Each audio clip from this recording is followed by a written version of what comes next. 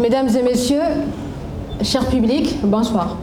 Pour notre équipe, la solidarité est avant tout une acceptation morale. Et pour ceux qui se demandent encore pourquoi, je vous réponds. Tout commence par la confiance. En effet, la confiance est l'art de vivre ensemble. Sans elle, il est difficile de s'unir et de construire une société. Mais cette confiance ne naît pas toute seule. Elle se construit grâce à l'éducation et aux valeurs morales que l'on nous transmet. Car voyez-vous, de notre enfance, on nous apprend à ne pas mentir, à ne pas tricher et à respecter les autres. Pourquoi, à votre avis? Parce que ces petites leçons du quotidien, qui sont en réalité des valeurs humaines fondamentales, façonnent notre caractère et nous apprennent à agir de manière juste. C'est ainsi que se construit la confiance entre les individus d'une même société. Et c'est justement de cette confiance que naît la solidarité. On s'entraide parce qu'on sait que les autres ne nous laisseront pas tomber.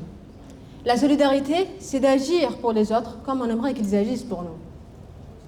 Par exemple, lorsqu'un élève manque plusieurs semaines de cours à cause d'une maladie, il est naturel que ses camarades lui prêtent leurs notes et l'aident à réviser pour qu'il ne prenne pas de retard. Ils ne le font pas par obligation, mais parce qu'ils considèrent que c'est moralement juste. Comme le disait Confucius, ne fais pas aux autres ce que tu ne voudrais pas qu'on te fasse. Naturellement, la solidarité nourrit l'espoir.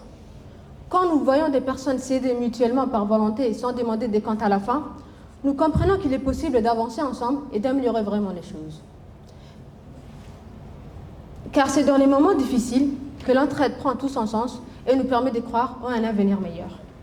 Les nombreuses collectes de dons organisées pour les victimes de catastrophes naturelles, de guerres ou de génocides en sont un exemple concret.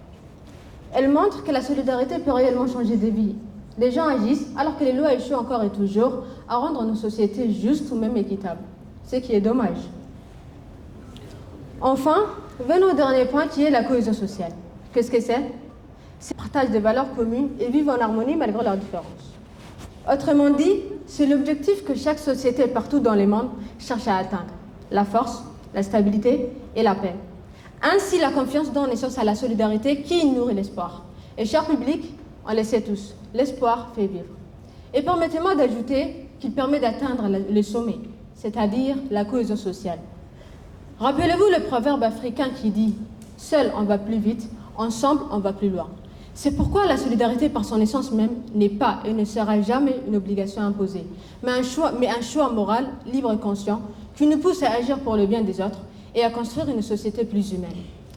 Comme l'a dit simplement et clairement notre prophète, sallallahu alayhi wa sallam, les actions ne valent que par les intentions.